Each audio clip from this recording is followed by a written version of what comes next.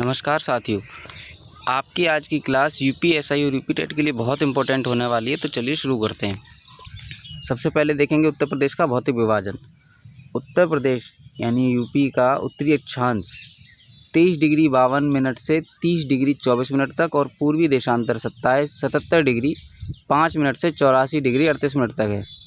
अगर इसकी चौड़ाई देखी जाए दक्षिण से उत्तर की तरफ, ये जो चौड़ाई है ये वाली, ये है 240 किलोमीटर और लंबाई पूर्व से पश्चिम की तरफ इस तरह से, तो ये है आपकी 650 किलोमीटर। अगर यूपी का आकार पूछा जाए तो वो लंबवत है।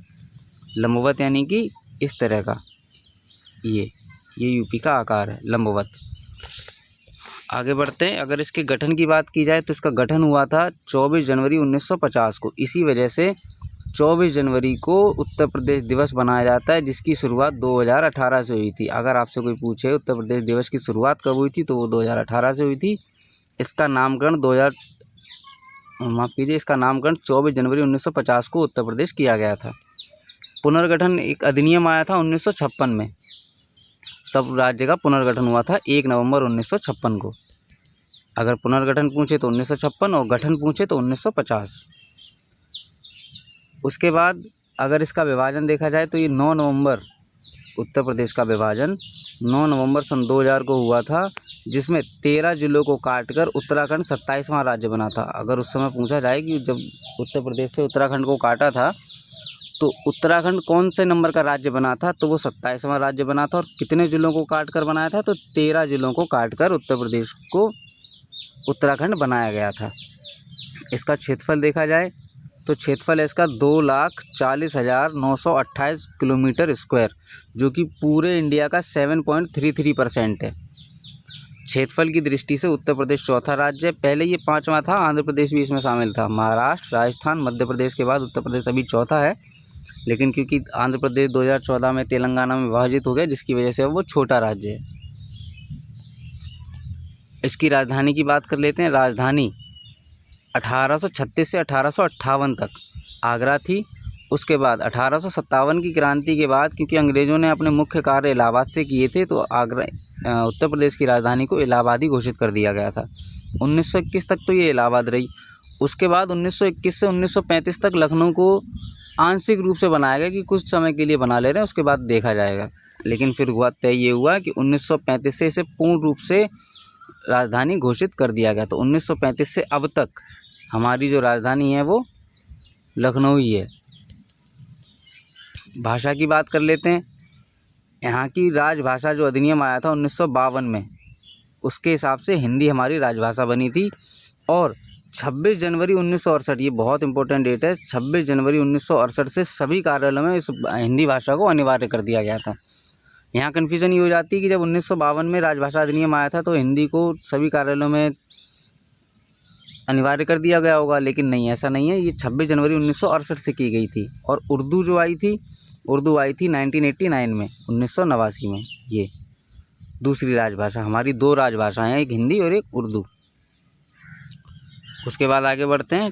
जनप्रतिनिधि की बात कर लेते हैं। जनप्रतिनिधि हमारे लोकसभा में सीटें हैं 80, जिसमें से 17 SC के लिए रिजर्व है और ST के लिए रिजर्व नहीं है, कोई सीट रिजर्व नहीं है। राज्यसभा में सीटें हैं 31, विधानसभा में सीटें हैं 403, विधान परिषद में सीटें हैं 100। यूपी की विधान परिषद का गठन सन 1937 में हुआ था। 1937 में यूपी की विधान परिषद का गठन हो गया था। उसके बाद इसमें ज़िले कितने हैं, तो ज़िले हैं 75। अगर ज़िलों की बात की जाए तो ज़िले हैं इसमें 75, मंडल हैं 18, तहसील हैं 351, नगर हैं इसमें 915 और नगर निगम है 17। देखिए, मंडल 18 हैं, नगर निगम 17 हैं, ये ध्यान रखना। नगर पंचायत 546 और कुल गांव की कुल संख्या 1,06,774। अगर नगर पालिकाओं की बात की जाए तो नगर पालिका हैं 200। एक फैक्ट और, विधानसभा में इस समय 403 मेंबर है, लेकिन उत्तराखंड बनने से पहले 425 थे। ये भी क्वेश्चन कभी कभी आ सकता है कि उत्तराखंड बनने से पहले उत्तर प्रदेश में विधानसभा की सीटें कितनी थी, MLA की सीटें कितनी थी, तो वो थी 425। अब बात कर लेते हैं उत्तर प्रदेश के राजकीय चीज़ों के बारे में। तो राजकीय चिन्ह, 1 मछलियाँ और तीर धनुष है जिसमें गंगा यमुना का संगम भी दिखाया गया है। ये कब अपनाया गया था ये आप बताएंगे 1938 में। अगर आपसे इसकी कोई डेट पूछ ले तो 1938 में।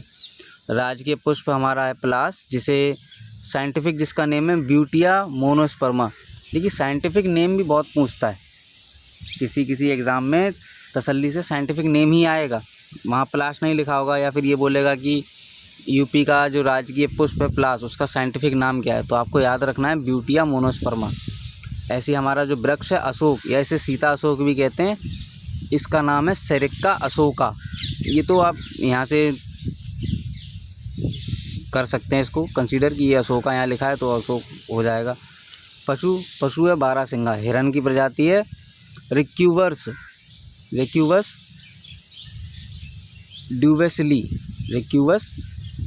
र्यूसर्वस ड्यूवेसेली, ये हमारा बारहसिंगा राजकीय पशु।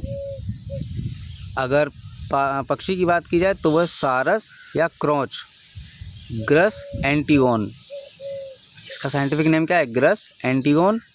अगर जलीय मीन, राजकीय मीन चिताला है, जिसे साइंटिफिक नेम भी इसका चिताला ही है।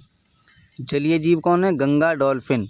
मीन अगर पूछे तो आप बताएंगे चिताला, और जलीय जीव पूछे तो आप बताएंगे गंगा डॉल्फिन, जिसे कहते हैं प्लेटेनिस्टा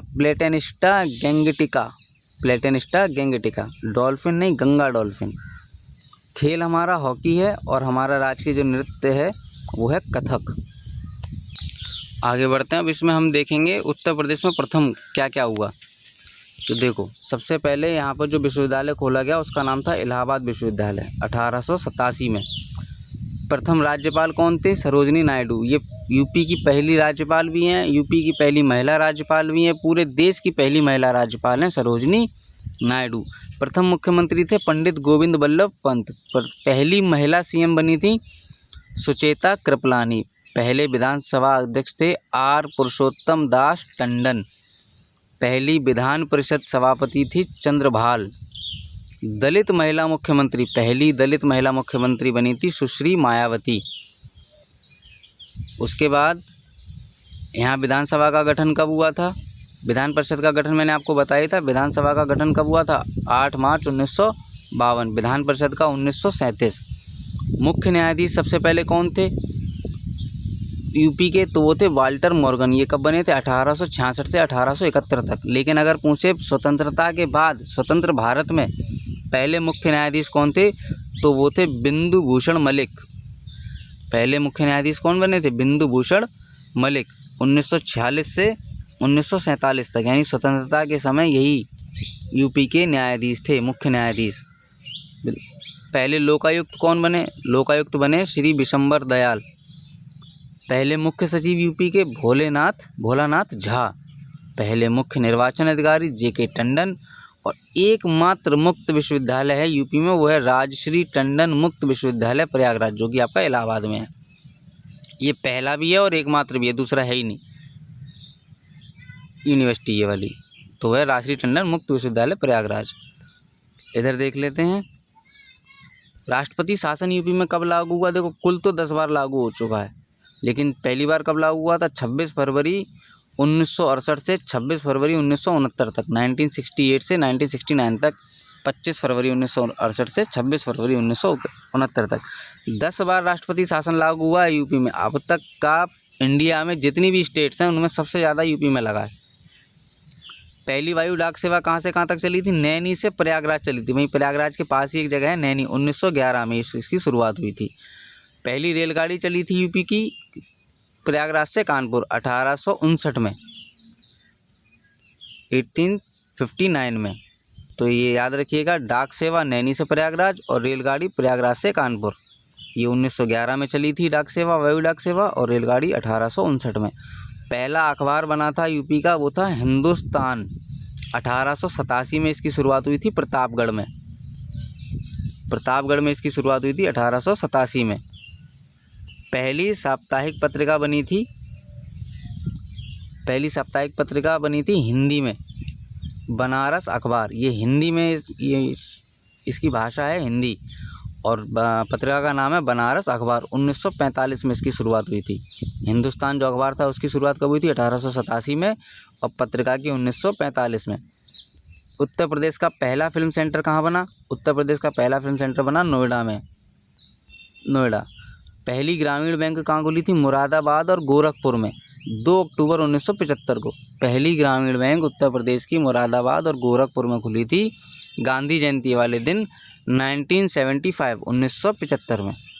पहली महिला वकील कौन थी? कार्नेलिया सोराबजी। उत्तर प्रदेश की पहली महिला वकील बनी कार्नेलिया सोराबजी। और भारत का प्रथम खगोलीय पार्क, यूपी का तो है ही, भारत का भी प्रथम खगोलीय पार्क कहाँ खोला गया? लखनऊ में, ये याद रखिएगा। अब बात कर लेते हैं उत्तर प्रदेश के जनपद के बारे में। तो देखिए, उत्तर प्रदेश में सबसे पहले तो ये कि सबसे दक्षिणी जनपद, माफ़ कीजिएगा, सबसे उत्तरी जनपद ऊपर की तरफ जो है वो है सहारनपुर, और सबसे दक्षिणी जनपद है सोनभद्र। अगर सबसे पूर्वी जनपद की बात की जाए तो वो है बलिया, और सबसे पश्चिमी जनपद की बात की जाए तो वो है शामली। मैंने आपको बताया था कि पूरब से पश्चिम यूपी का विस्तार है 650 किलोमीटर, और उत्तर से दक्षिण यूपी का विस्तार है 240 किलोमीटर।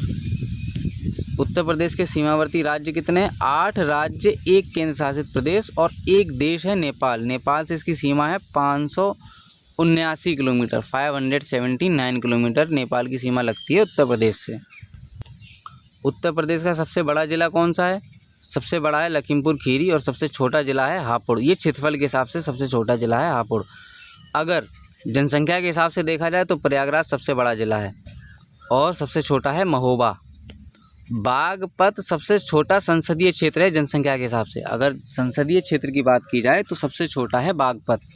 यहाँ हापुड़, महोबा और बागपत में तीनों चीज़ें समझ लीजिए कि ये क्षेत्रफल के हिसाब से हापुड़, महोबा जनसंख्या के हिसाब से, और बागपत संसदीय क्षेत्र के हिसाब से है।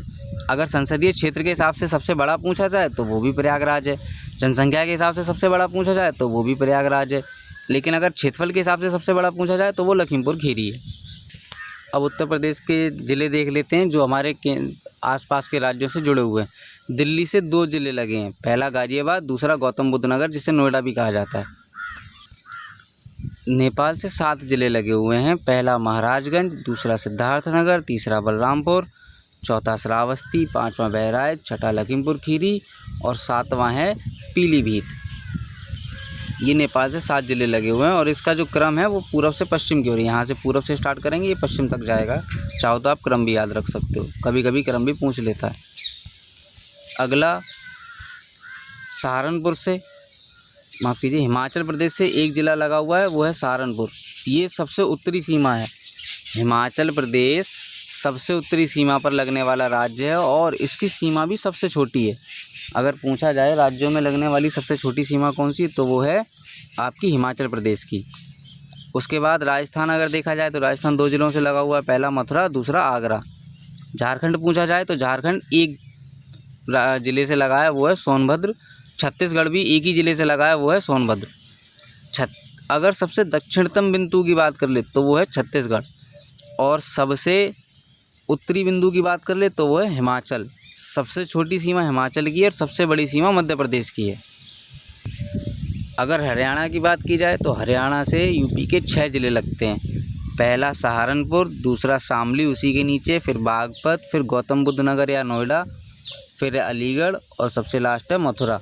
मथुरा तक यूपी की सीमा, हरियाणा की सीमा लगी हुई है। उसके बाद बात करते हैं, अब है एमपी। एमपी से 11 ज़िले लगे हुए हैं, पहला सोनभद्र, फिर मिर्ज़ापुर, चित्रकूट, बांदा, महोबा, प्रयागराज, झांसी, ललितपुर, जालौन, इटावा और आगरा। सबसे लंबी सीमा मध्य प्रदेश की ही है। तीनों, एक सवाल और पूछ लिया जाता है कि अपने तीनों तरफ से मध्य प्रदेश से घिरा हुआ राज्य, माफ़ कीजिए, ज़िला कौन सा है, तो वो है ललितपुर। ललितपुर अपने तीनों तरफ से मध्य प्रदेश से घिरा हुआ है, और ललितपुर ऐसा ज़िला है जो केवल और केवल यूपी के एक ही ज़िले से टकराता है, वो है झांसी। अन्य किसी ज़िले से इसका संपर्क ही नहीं है। उसके बाद बिहार से सीमा अगर देखी जाए तो 7 ज़िले लगते हैं, पहला महाराजगंज, कुशीनगर, देवरिया, बलिया, गाजीपुर, चंदौली और सोनभद्र। उत्तराखंड से भी 7 ज़िले टकराते हैं, पहला है आपका मुजफ्फरनगर, दूसरा पीलीभीत, फिर बरेली, मुरादाबाद, सहारनपुर, बिजनौर और रामपुर। ये आपके उत्तराखंड से टकराते हैं। एनसीआर में ज़िलों की संख्या पूछ लेता है कि एनसीआर क्षेत्र में जो नेशनल कैपिटल रीजन क्षेत्र है उसमें कितने ज़िले आते हैं उत्तर प्रदेश के। तो उत्तर प्रदेश के 8 ज़िले शामिल हैं। पहला बागपत, दूसरा शामली, फिर बुलंदशहर, गौतम बुद्ध नगर जो कि नोएडा, मेरठ, हापुड़, मुजफ्फरनगर और गाज़ियाबाद आपके ये एनसीआर में आते हैं। भौतिक विभाजन, अब उत्तर प्रदेश के भौतिक विभाजन के बारे में बात कर लें तो भूगर्भिक दृष्टि से अगर देखा जाए तो ये गोंडवाना लैंड का भाग है।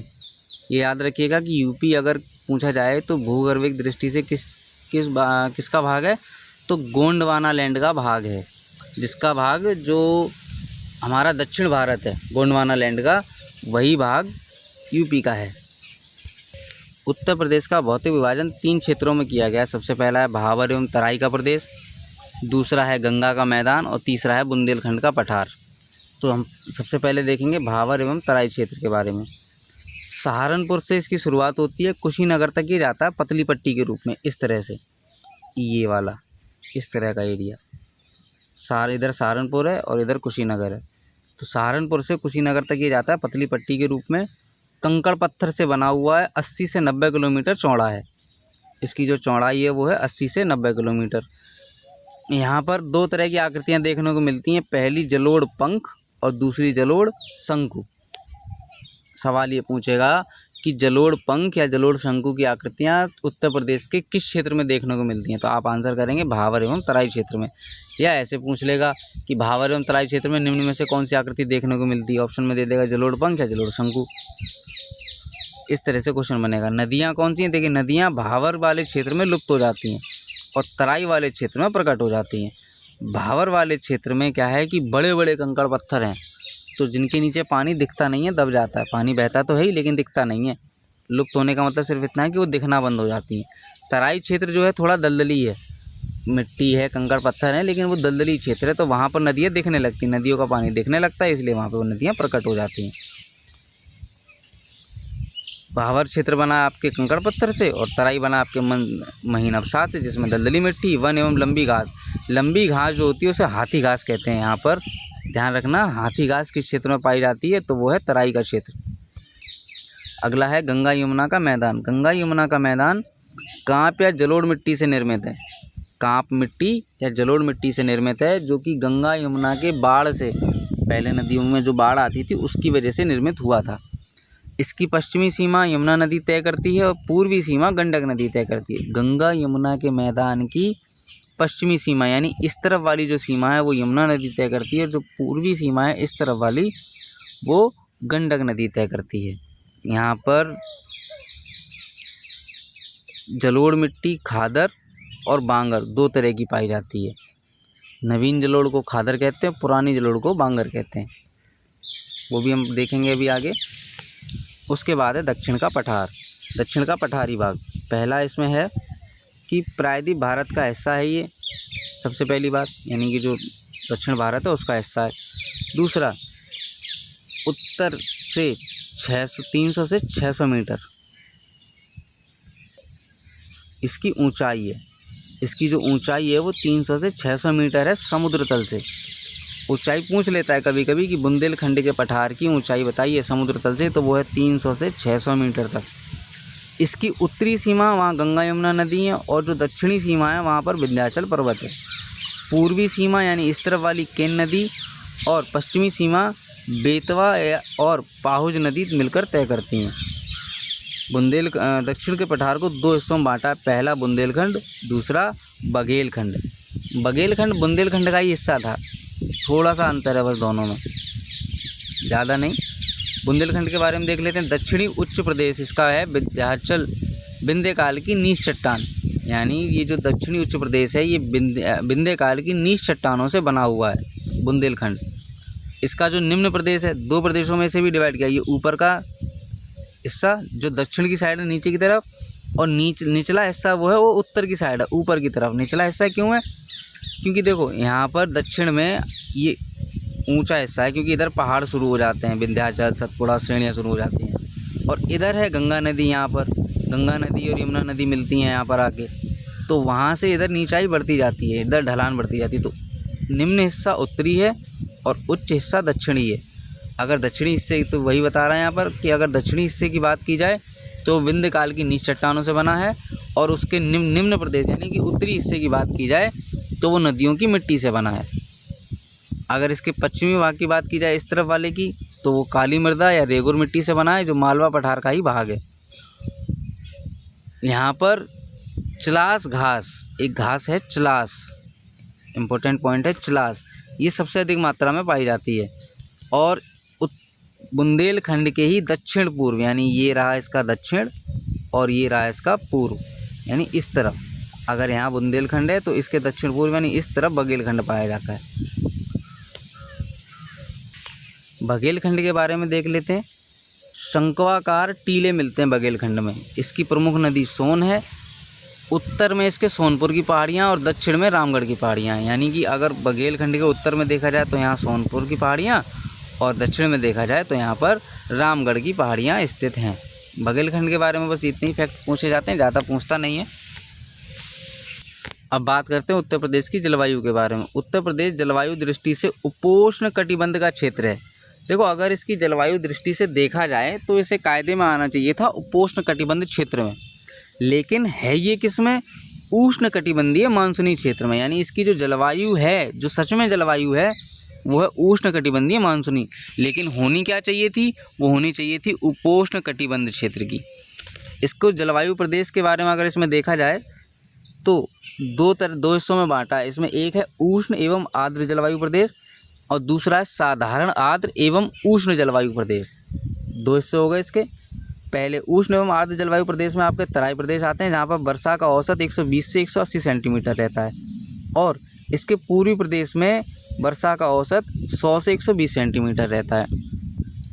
ये उष्ण एवं आर्द्र जलवायु प्रदेश में आते हैं आपके भावर एवं तराई वाला प्रदेश। साधारण में आता है आपका मैदान। यहाँ पर वर्षा का औसत 80 से 100 सेंटीमीटर।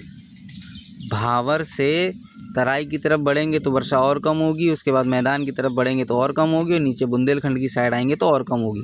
तो यहाँ पर 120 से 180, यहाँ पर 100 से 120, उसके बाद मैदान में आते हैं तो 80 से 100। इस तरह से इसकी वर्षा का वितरण होता है। देखो, ये दो इम्पोर्टेंट क्वेश्चन यहाँ से बनते हैं, याद रखना। कोपेन का कभी कभी पूछ लेता है, कोपेन का ज़्यादातर पूछता है, थानथवेट का कम। कोपेन के हिसाब से जो उत्तर प्रदेश की जलवायु है वो है शुष्क शीत वाली मानसूनी जलवायु। कोड पूछेगा, ज़्यादा होता है कि कोड पूछे तो वो कोड होगा CWG, जिसमें C कैपिटल है, WG स्मॉल है, ये याद रखना। कैपिटल और स्मॉल भी याद रखना।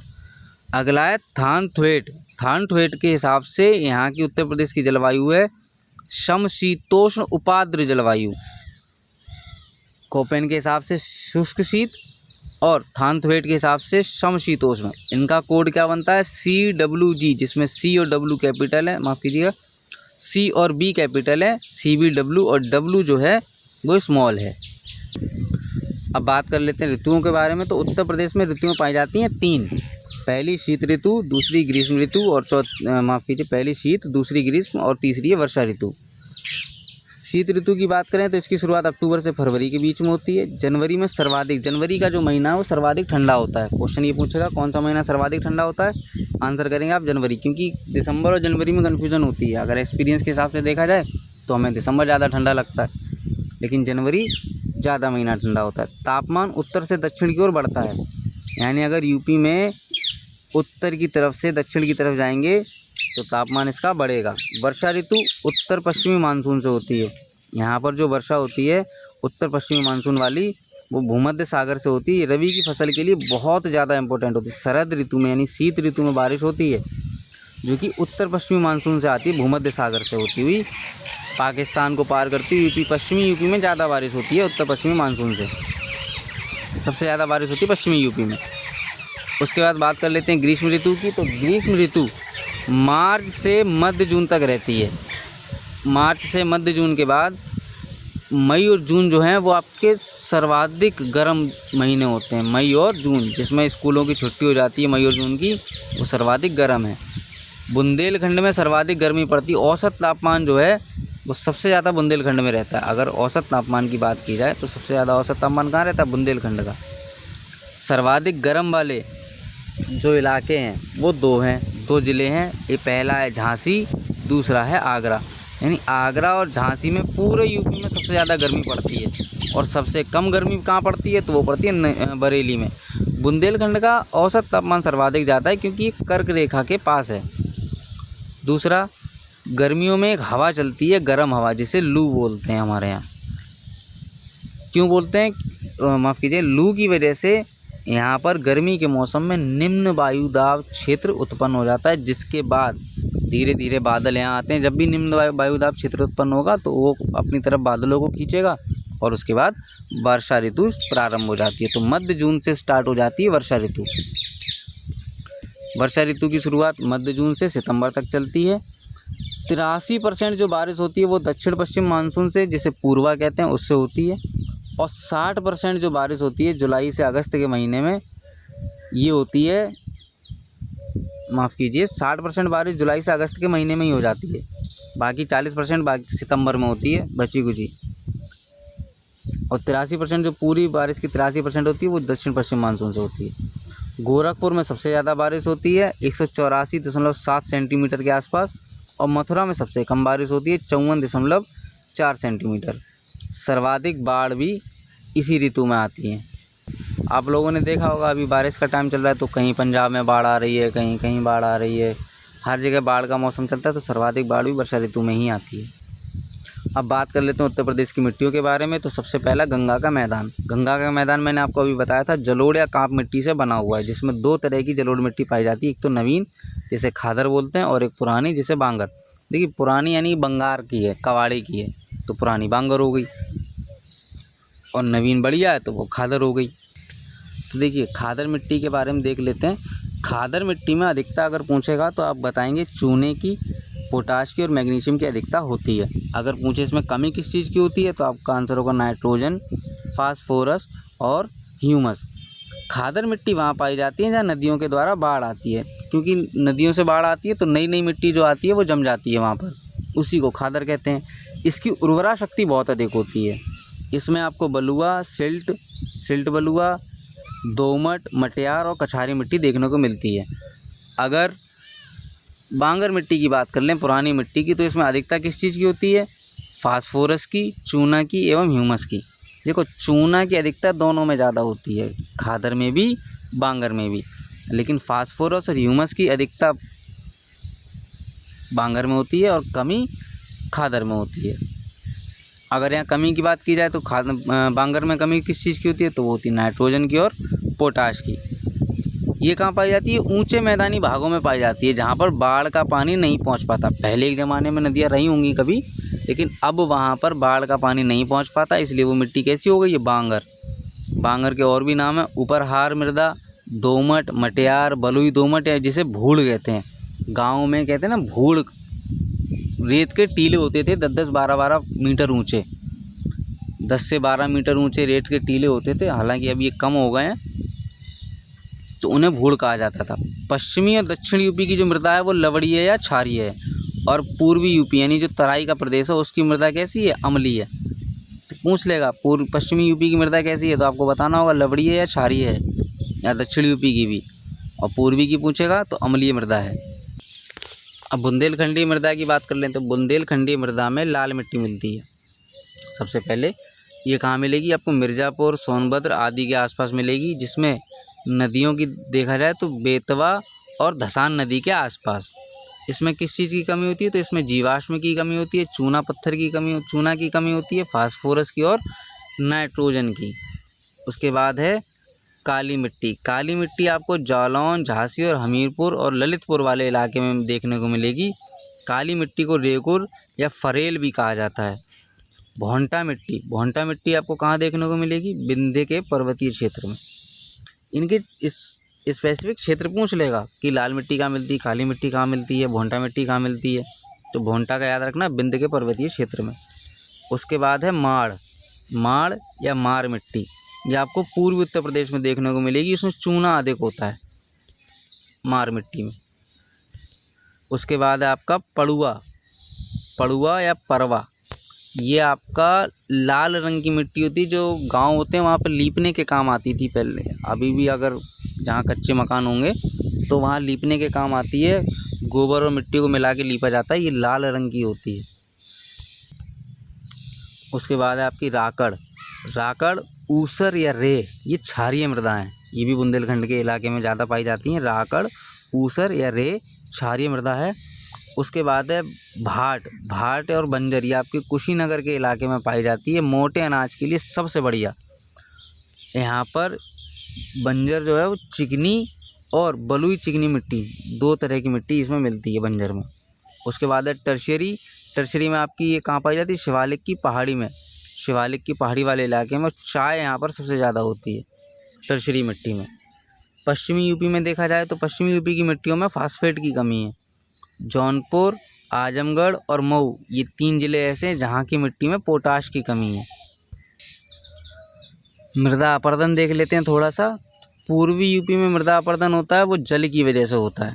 तराई क्षेत्र में उधर नदियाँ ज़्यादा हैं, नदियाँ ज़्यादा परेशान करती हैं, तो वहाँ मृदा अपरदन जो होगा वो जल की वजह से होगा। मृदा अपरदन का मतलब मिट्टी का कट जाना, बह जाना, तो वो जल की वजह से होगा पूर्वी में। अगर पश्चिमी की बात की जाए तो सबसे ज़्यादा होता है वायु की वजह से, हवा की वजह से। और हवा की वजह से भी ज़िले कौन से जहाँ पर सबसे ज़्यादा होता है? तो वो आगरा और मथुरा।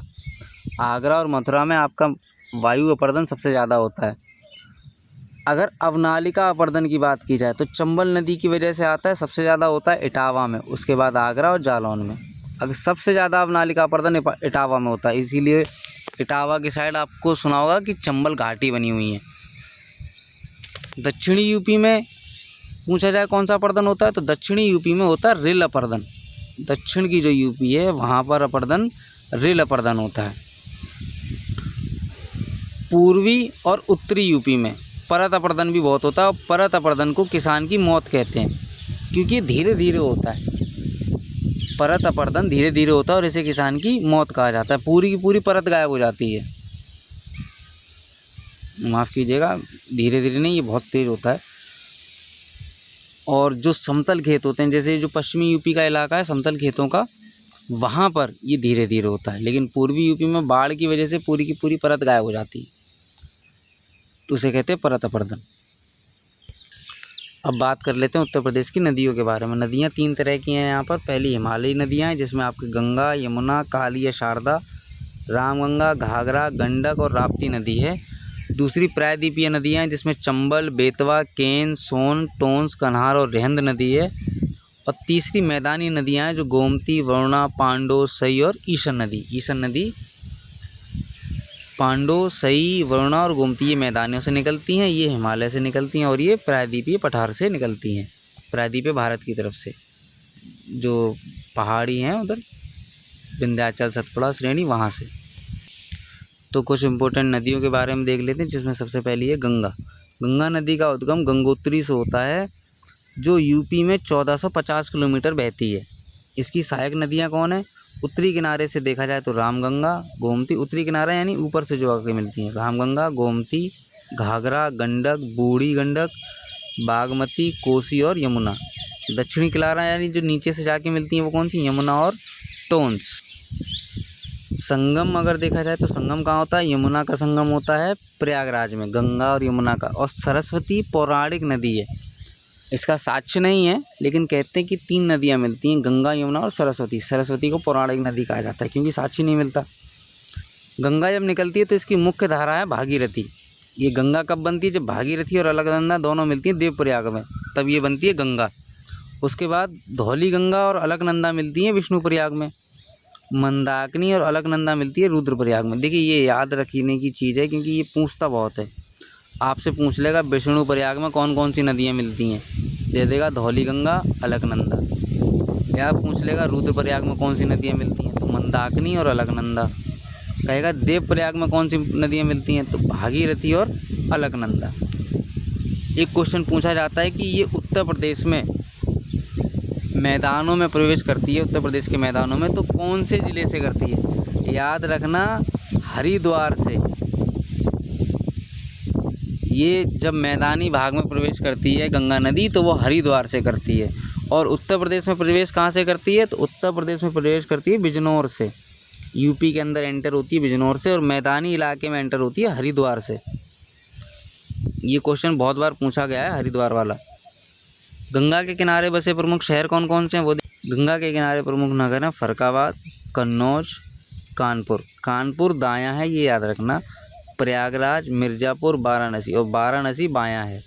गाज़ीपुर, गढ़मुक्तेश्वर, और भी कई सारे हैं लेकिन ये बड़े बड़े मेन इम्पोर्टेंट हैं। उसके बाद गंगा के बाद देख लेते हैं यमुना नदी। यमुना नदी का उद्गम बंदरपूछ यमुनोत्री से होता है।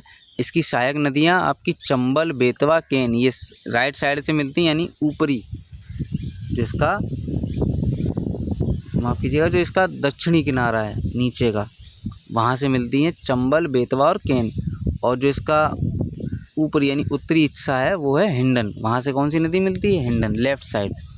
नदियाँ इस तरह से चल रही हैं तो ये इनका राइट साइड हुआ और ये इनका लेफ़्ट साइड हुआ। ये लेफ़्ट है और ये राइट। राइट साइड से कौन सी मिलती है नीचे से आके? तो वो चंबल, बेतवा, केन। और लेफ़्ट साइड से ऊपर से कौन सी मिलती है? तो वो है हिंडन नदी। देखो गंगा में, माफ़ कीजिएगा, यमुना में चंबल नदी का संगम कहाँ पर होता है? इटावा के पास। बेतवा नदी कहाँ पर मिलती है? हमीरपुर के पास।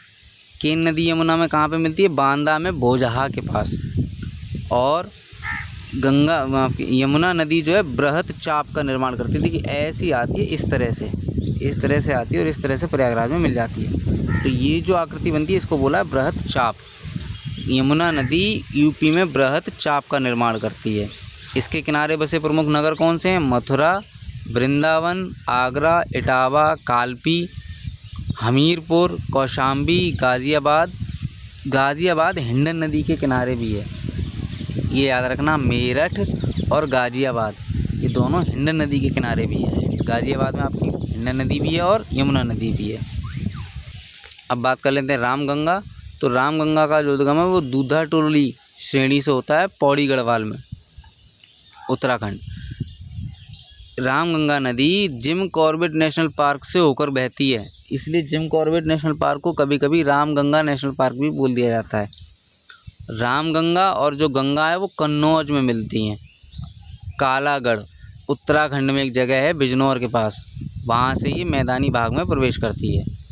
उत्तर प्रदेश में बिजनौर से ही प्रवेश करेगी और उत्तराखंड में, माफ़ कीजिए, मैदानी भाग में कहाँ से प्रवेश करती है? तो वो करती है कालागढ़ से। इसके रामगंगा के किनारे पर बसे प्रमुख शहर हैं बदायूं और बरेली। उसके बाद है राप्ती नदी। राप्ती नदी का उद्गम रुकुमकोट नेपाल से हुआ। इसकी सहायक नदी है रोहिणी। राप्ती और घाघरा, जो घाघरा यानी कि सरयू, ये आपस में कहाँ पर मिलती हैं? देवरिया के पास, बरहज एक जगह है वहाँ पर। राप्ती नदी आपकी गोरखपुर और देवरिया इनकी सीमा तय करती है, यानी गोरखपुर और देवरिया पूछा जाए किस नदी के किनारे बसे हुए हैं तो आपका आंसर होगा राप्ती। राष्ट्रीय जलमार्ग 1 प्रयागराज से हल्दिया तक बनाया गया है आपका गंगा नदी में, याद रखना। उसके बाद आपकी शारदा, जिसे काली गंगा या गौरी गंगा भी कहते हैं। उद्गम इसका मिलाम ग्लेशियर, जो कि कुमायूं हिमालय का हिस्सा है, वहाँ पर इसका उद्गम होता है। ये पीलीभीत और नेपाल की सीमा तय करती है। इस तरह से शारदा नदी ब्रह्मदेव के निकट मैदान में प्रवेश करती है ये, और सांप की तरह टेढ़ी मेढ़ी चलती है। देखिए यूपी में पूछेगा कि सांप की तरह टेढ़ी मेढ़ी कौन सी नदी चलती है इस तरह से, तो वो शारदा नदी है आपकी। शारदा और घाघरा दोनों कहाँ पर मिलती हैं? बहराम घाट में। घाघरा यानी सरयू नदी, शारदा नदी और घाघरा नदी दोनों कहाँ पर मिलती हैं? बहराम घाट में।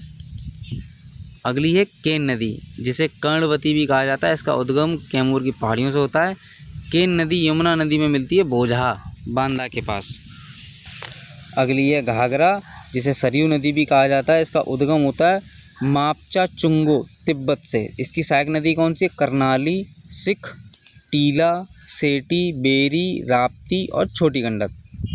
नगर कौन से हैं इसके किनारे बसे हुए? तो अयोध्या सबसे पहले, गोला गोकर्णनाथ जो कि लखीमपुर खीरी में बसा हुआ है आपका, शिव जी का मंदिर है बहुत बड़ा वहाँ पर। बहराइच। सरयू नदी या घाघरा नदी गंगा से कहाँ पर मिलती? छपरा, बिहार में। सरयू नदी गंगा नदी में जाके मिल जाती है। अगली है चंबल नदी। चंबल नदी का उद्गम जाना पाओ की पहाड़ियाँ मध्य प्रदेश में होता है। इसकी सहायक नदी काली, सिंध, पार्वती और बनास नदी है। चंबल नदी एमपी, राजस्थान, यूपी की सीमा निर्धारित करती है। तो सवाल ये पूछेगा एमपी, राजस्थान और यूपी की सीमा कौन सी नदी निर्धारित करती है? आंसर होगा चंबल।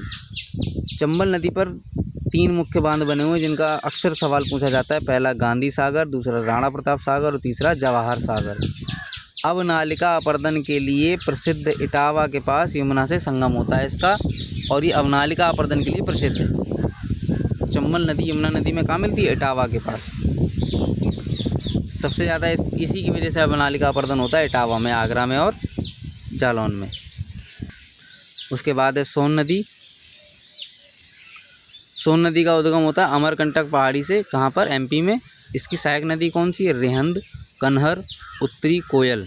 उत्तरी कोयल पूछ लेगा कभी कभी कि किस नदी की सहायक नदी। देखो, जो क्वेश्चन कभी नहीं आया वही ज़्यादा पूछता है। रिपीटेड क्वेश्चन भी पूछते हैं लेकिन जो कभी नहीं मिलते वो पूछ लेते। जैसे उत्तरी कोयल कभी नहीं मिला मुझे, तो वो हो सकता है पूछ लें।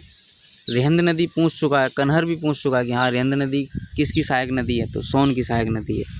सोन नदी के किनारे प्रमुख शहर कौन से हैं? एक तो आपका मिर्ज़ापुर है, दूसरा कौन सा है? सोनभद्र। ये उत्तर प्रदेश की एकमात्र उत्तर वाहिनी नदी है। एकमात्र उत्तर वाहिनी नदी है उत्तर प्रदेश की सोन नदी। हमीरपुर के पास ये यमुना में मिल जाती है। सोन नदी आपकी हमीरपुर के पास यमुना में मिल जाती है। अगली है गोमती नदी। तो गोमती नदी, इसका उद्गम कहाँ से होता है? फूलर झील, गोमत ताल, पीलीभीत। फूलर झील से या गोमत ताल से, कहाँ से? पीलीभीत से। मैदानी नदी है ये। इसके किनारे पर से शहर कौन से प्रमुख? लखनऊ, जौनपुर और सुल्तानपुर। तो लखनऊ किस नदी के किनारे बसा है? गोमती नदी के किनारे। इसकी सहायक नदियाँ कौन सी? गचाई, सई, जोमकाई, वरना, चूहा, कल्याणी, कथना, कुकरेल और गिरी। ये सभी गोमती की सहायक नदियाँ हैं। उसके बाद है टोंस। टोंस या तमसा नदी। इसका उद्गम तमसा कुंड से होता है, कैमूर की पहाड़ियाँ। इसकी सहायक नदी है बेलन नदी। गंगा नदी से इसका संगम कहाँ पर होता है? सिरसा, प्रयागराज के पास एक जगह है सिरसा, वहाँ पर टोंस नदी गंगा नदी से मिल जाती है। मगई जो नदी है वो गंगा नदी की उपसहायक नदी है। अगली है बेतवा या बेत्रवती। इसका उद्गम कहाँ से होता है? कुमरा गांव। इसका उद्गम होता है कुमरा गांव, रायसेन, एमपी में। इसके किनारे बसे प्रमुख नगर कौन से? झांसी, औरैया, जालौन और हमीरपुर। संगम इसका यमुना से होता है। कहाँ पर? हमीरपुर के पास। हमीरपुर के पास ये यमुना से मिल जाती है बेतवा नदी। इसके ऊपर बांध बने हैं, इम्पोर्टेंट, उनका नाम याद रखिएगा, राजघाट बांध। इसका जलाशय है रानी लक्ष्मीबाई सागर। ये क्वेश्चन बहुत इंपॉर्टेंट है, वेरी वेरी इंपॉर्टेंट। ये पूछता है, बहुत बार पूछा है कि राजघाट बांध किस नदी पर बना है? तो आप कहेंगे बेतवा नदी पर। और रानी लक्ष्मीबाई सागर कहाँ पर, किस नदी के किनारे? तो वह है बेतवा नदी या बेत्रवती नदी के किनारे। अगला है गंडक नदी। गंडक नदी का उद्गम नेपाल से होता है। नेपाल में इसे शालिग्रामी कहते हैं, इसके नाम पूछ लेगा। नेपाल में शालिग्रामी कहते हैं। तराई का जो मैदान है वहाँ पर नारायणी कहते हैं। और जब ये यूपी में आपके मैदानी भाग में आती है तो उसे गंडक तो कहते ही हैं। सहायक नदी कौन सी इसकी? काली नदी, ये बाईं ओर से आती है यानी ऊपर से। और त्रिशूल नदी दाईं ओर से जाती है यानी नीचे से। नीचे से त्रिशूल नदी, ऊपर से काली नदी। ये कहाँ पर? यूपी, और ये यूपी और बिहार की सीमा बनाती है। गंडक नदी यूपी बिहार की सीमा बनाती है, कुशीनगर और महाराजगंज में। कुशीनगर और महाराजगंज की भी सीमा बनाती है। तो याद रखिएगा, गंडक नदी यूपी बिहार की भी सीमा बनाती है और कुशीनगर और महाराजगंज की भी सीमा बनाती है। अगली है आपकी हिंडन नदी। हिंडन नदी का उद्गम स्थल शिवालिक श्रेणी से होता है। सहारनपुर से उत्तर प्रदेश में प्रवेश करती है। हिंडन नदी उत्तर प्रदेश में कहाँ से प्रवेश करती है? सहारनपुर से। इसके जो किनारे बसे नगर हैं वो है मेरठ, गाज़ियाबाद और गौतम बुद्ध नगर। गौतम बुद्ध नगर यमुना किनारे भी है। मैंने आपको बताया था गाज़ियाबाद और गौतम बुद्ध नगर यहाँ यमुना किनारे भी बसे हुए हैं। यमुना नदी भी बहती है वहाँ से। अगला है कर्मनाशा नदी।